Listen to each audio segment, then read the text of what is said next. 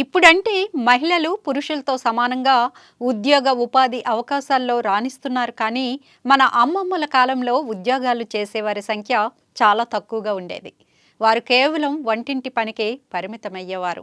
ఉదయం లేచిన దగ్గర నుండి రాత్రి నిద్రపోయే వరకు బండెడు చాకరీ ఉండేది. అందున నాడు ఉమ్మడి కుటుంబాలు ఉండేవి. దాంతో గృహిణులు అర్ధరాత్రి వరకు ఏదో పని చేస్తూనే ఉండేవారు.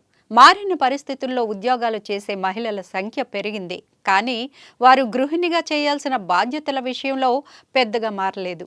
ఓవైపు ఉద్యోగాలు చేస్తూనే మరోవైపు ఇంటి బాధ్యతలు చక్కదిద్దుకోవాల్సి వస్తోంది.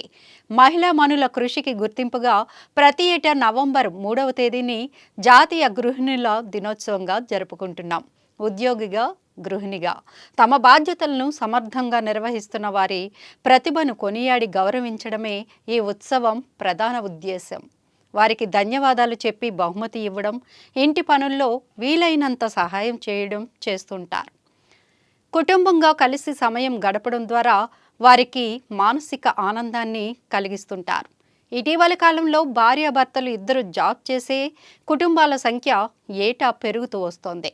Bureau of labour and statistics ప్రకారం 61% ఇళ్లలో భార్యాభర్తలు ఇద్దరు ఉద్యోగాలకు, వివిధ రకాల పనులకు వెళుతున్నారు. ఉద్యోగాల్లో ఉన్నంత పదవుల్లో సత్తా చాటుతోన్న కొంతమంది గృహిణుల గురించి తెలుసుకుందాం.